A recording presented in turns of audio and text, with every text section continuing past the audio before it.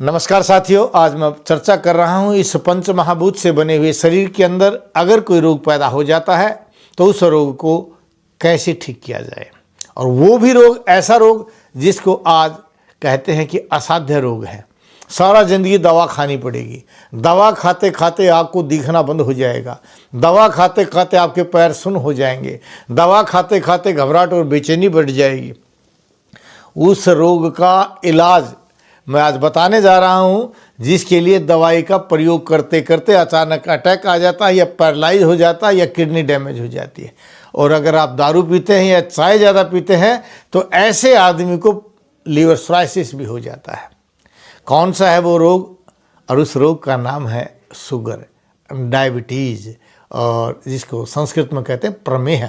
प्रचुरम warm warm वा महति मूत्र त्यागम करोति इति प्रमेह, यानी बार बार ज़्यादा पेशाब का जाना जिसमें होता है उसको शुगर कहते हैं।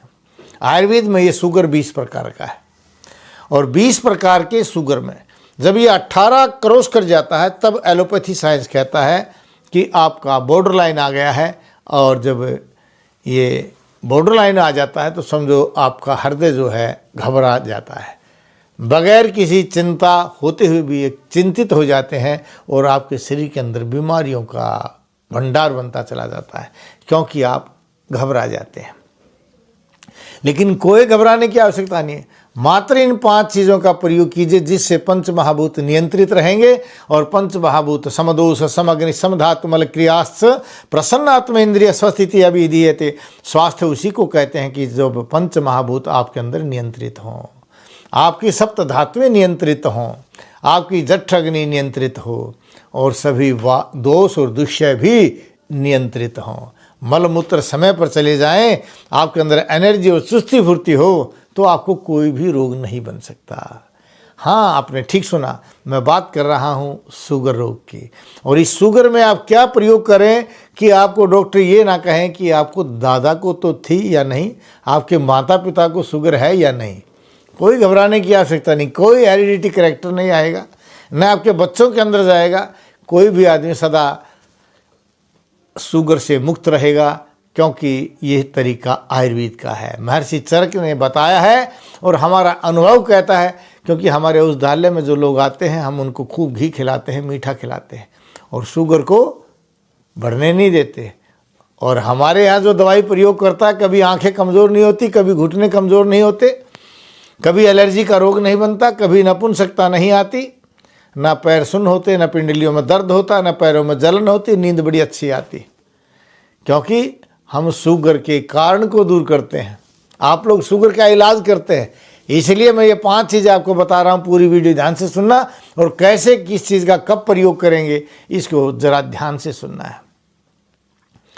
सबसे पहले तो आपको शाकाहारी बनना पड़ेगा, क्योंकि मांसात मांस वर्धते, मांस से मांस बढ़ता है, मांस गर्म होता है और मांस को पचाने के लिए शरीर की एनर्जी ज़्यादा खर्च होती है और एनर्जी ही शुगर है। जब ये हमारी एनर्जी लेवल कम हो जाता है तो आयुर्वेद इसलिए कहता है और शुगर का रोगी कहता है कि सारा दिन थका थका रहता हूँ, काम करने की इच्छा नहीं होती, उसको कहते हैं ये शुगर का रोगी हो गया है, यानी आपका एनर्जी लेवल कम हो गया। और इसी एनर्जी को अगर आप मांस को हजम करने में प्रयोग कर रहे हैं तो आपकी एनर्जी खत्म हो जाएगी। दूसरा, शुगर का कारण गर्मी है। गर्मी किससे बढ़ती है? खाली पेट गर्म पानी पीने से, चाय पीने से, कॉफ़ी, और सुबह सुबह अगर फल खाते हैं या दूध पी करके आप काम चले जाते हैं, ये सभी गर्मी की अधिकता का कारण है। इसलिए आप गर्मी को मत बढ़ने दीजिए। गर्मी से शुगर बनता है, इसलिए कहते हैं ना पैरों में जलन होने लग जाती है।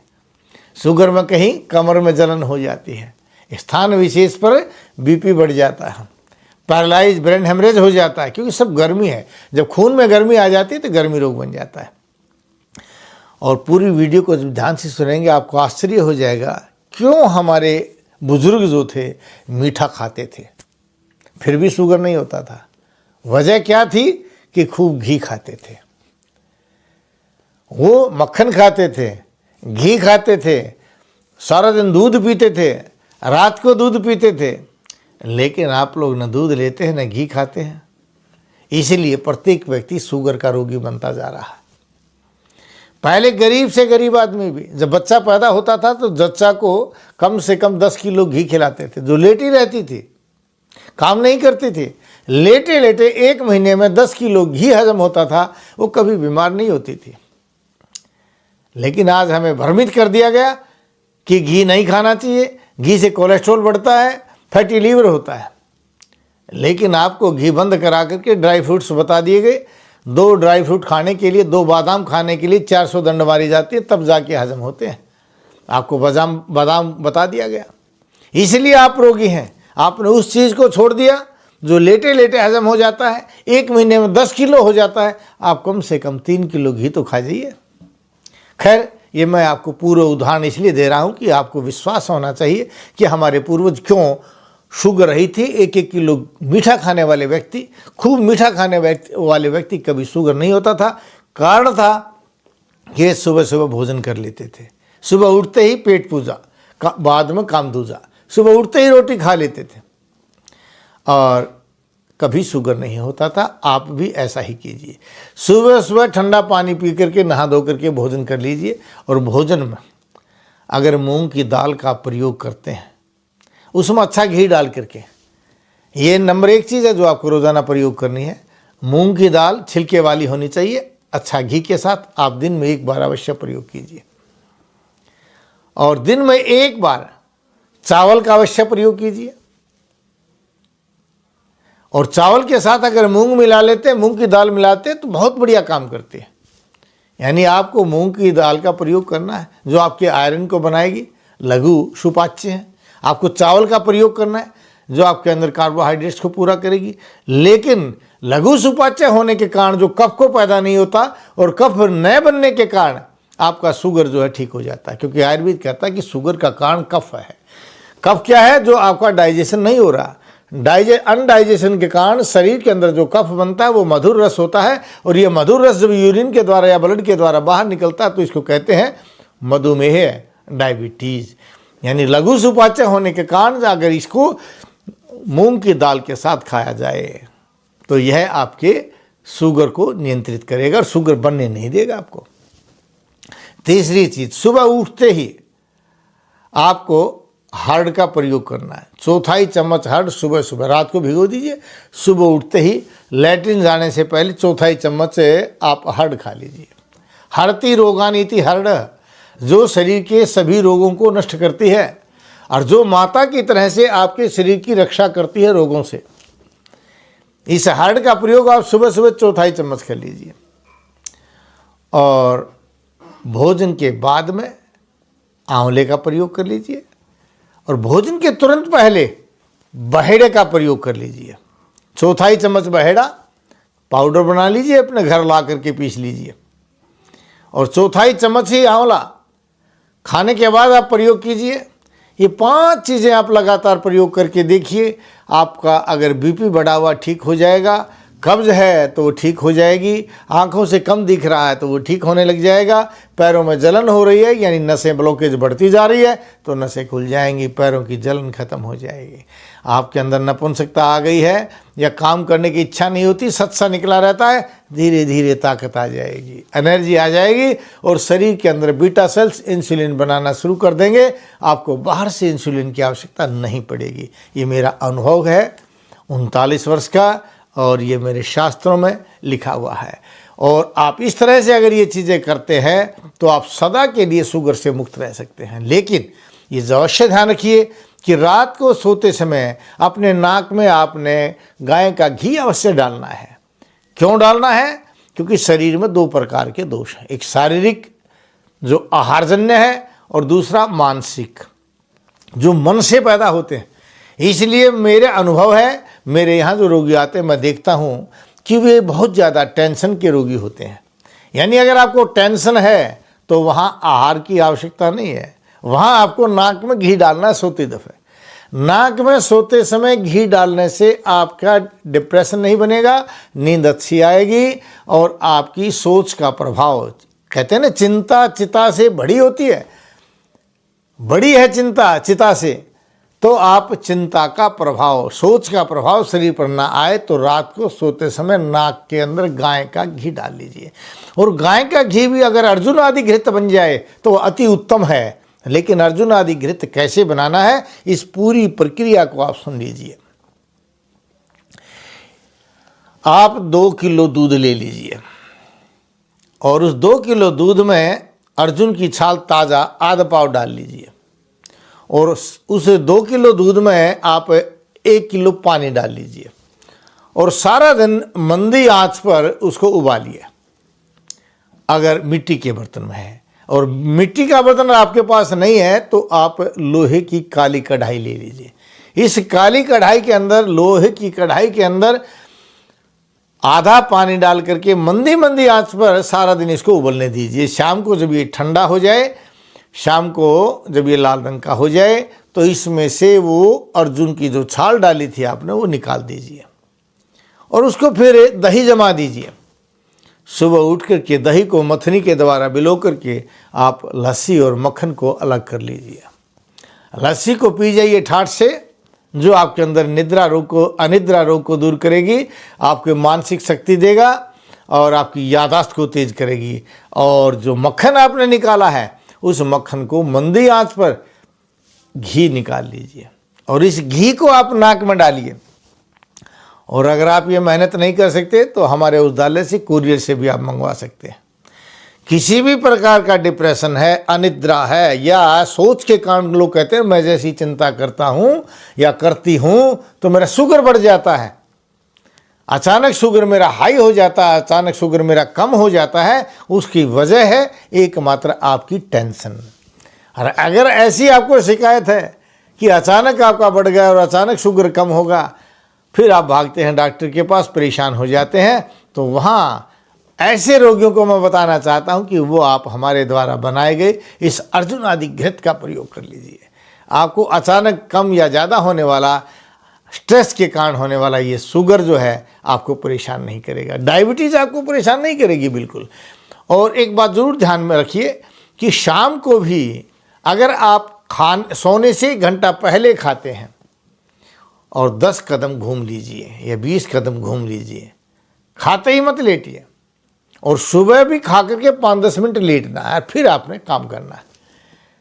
ये एक दिनचर्या है। अगर इस दिनचर्या को आप प्रयोग करेंगे, ये मत सोचना कि माता जी को शुगर था तो आपको शुगर हो जाएगा, पिता को शुगर था तो आपको भी शुगर हो जाएगा, या दादा दादी को था तो आपको हो जाएगा, या नाना नानी को था तो आपको अवश्य हो जाएगा। ये बिल्कुल नहीं है। हमारे किसी दादा दादी, नाना नानी को नहीं था। खूब चाय नहीं पीते थे लेकिन मीठा खाते थे, घी खाते थे। वजह क्या था कि सुबह भरपेट खाते थे। तो आप भी सुबह सुबह भरपेट खाइए। हाँ, एक बात और ध्यान से बता दे, सुनिए ध्यान से, कि आपको आटा कौन सा खाना है।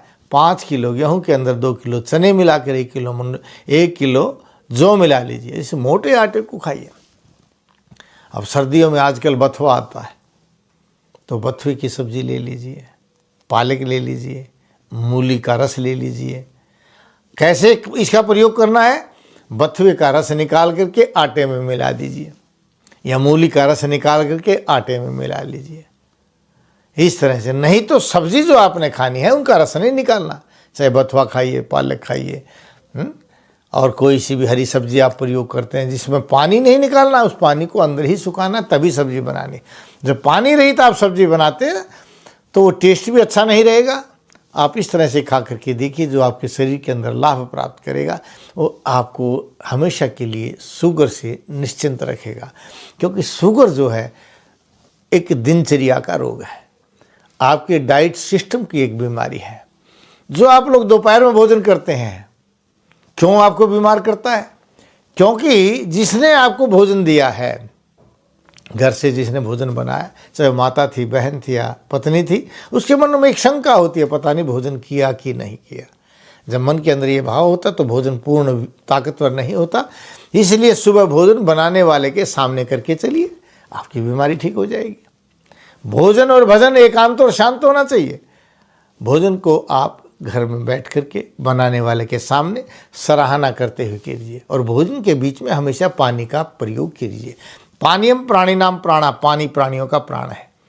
और इन प्राणों को ग्रहण करने के लिए आपको भोजन के बीच में पानी पीना चाहिए। आप जैसे मूंग की दाल खा रहे हैं तो वहाँ भी आपको भोजन का साथ पानी का प्रयोग करना है। दाल चावल या खिचड़ी खा रहे हैं तो भी आपको मूंग चावल की जो खिचड़ी खा रहे हैं तो भी बीच में पानी पीना है। और अगर आप हड़ का, बहेड़े का, आंवले का प्रयोग कर रहे हैं तो उसको तो वैसे ही पानी के साथ लेना है। एक बार फिर ध्यान से सुनिए कि दिन में एक बार मूंग की दाल छिलके वाली अवश्य खानी है, दिन में एक बार दाल चावल अवश्य खाइए या चावल मूंग की खिचड़ी खा लीजिए। बहेड़े को सुबह सुबह उठते ही लैट्रिन जाने से पहले प्रयोग करना, हड़ का प्रयोग। और जो बहेड़ा है उसको सुबह उठते ही करना है। हड़ का प्रयोग जो है वो आपको खाने के तुरंत पहले करना है और आंवले का प्रयोग खाने के तुरंत बाद करना है। इस तरह से आप प्रयोग कीजिए। और अगर कई व्यक्ति कहते हैं कि सुबह सुबह अगर बहेड़ा खाते हैं तो आपकी कुछ भूख कम हो जाती है, तो आप सुबह हड़ का प्रयोग खाली पेट कर लीजिए और बहेड़े का प्रयोग भोजन के तुरंत पहले कर लीजिए। ये व्यवस्थाएं बनाई गई हैं कि कौन सी चीज़ आपको कब करनी है। ऐसे ही अगर आंवला प्रयोग करके आपको लगता है कि तुरंत बाद आंवला लेने से कुछ पेट में भारीपन आ जाता है तो इसको आधा घंटा बाद ले लीजिए। और बहेड़ा या हड़ लेकर के आपकी भूख कम हो जाती है तो इसको भी 1 घंटा पहले लिया जा सकता है। और सुबह उठते ही आपको लगता है कि आपको हड़ अच्छी लगती है, मल अच्छे से शुद्ध हो रहा है तो हड़ का प्रयोग कर लीजिए। और बहेड़े से अच्छी लगती है तो बहेड़ी के चूर्ण का प्रयोग कर लीजिए। ध्यान रखिए क्योंकि प्रत्येक व्यक्ति के लिए प्रत्येक चीज़ लाभकारी नहीं होती, और लेकिन लेने का तरीका अगर आप ठीक करेंगे तो अवश्य ही हो जाएगा। लेकर के किसी प्रकार की परेशानी अगर आपको होती है या आपको समझ में नहीं आ रहा सिर्फ दवाइयों को, इनको लेने का तरीका मैं आपको बताऊंगा। टीवी स्क्रीन के नीचे जो आप नंबर देख रहे हैं किसी भी नंबर पर फ़ोन कीजिए, अपॉइंटमेंट लीजिए, मैं आपसे बात करूंगा और आपको मैं बताऊंगा कि आपको कौन सी चीज़ किस समय लेनी है। कोई दिक्कत होगी क्योंकि सभी आहार जो है हमें अपनी प्रकृति के अनुसार लेना चाहिए। अगर आप वातज प्रकृति के व्यक्ति हैं, पित्तज के हैं या कफज के हैं, उस प्रकृति का ज्ञान तो हम ही बता सकते हैं ना, नाड़ी वैद्य बताएगा। इसलिए संपर्क कीजिए, आपको बताएंगे और सदा सदा रोग से मुक्त आप रहेंगे। यही हमारी कामना है और यही शायद आपकी भी इच्छा होगी कि बहुत हो चुका, दवाइयाँ बंद हो जानी चाहिए, सिर्फ और सिर्फ हमें ठीक होना है बगैर औषधि के, ठीक होना है सिर्फ दिनचर्या से, ठीक होना है सिर्फ आहार की व्यवस्था से। जय भारत, जय भारती। नाड़ी परीक्षण कराने के लिए वैद्य जी से मिलिए रोजाना रोहतक में गली नंबर 5 विनय नगर, हुड्डा सेक्टर 1, दूसरी पुलिया के सामने मेन दिल्ली रोड, और दिल्ली में महाराजा अजमेर भवन, अध्यापक नगर, नजदीक नारायण धर्म कांटा, नागलोई। अधिक जानकारी के लिए संपर्क करें 8595299299 या 7428299299।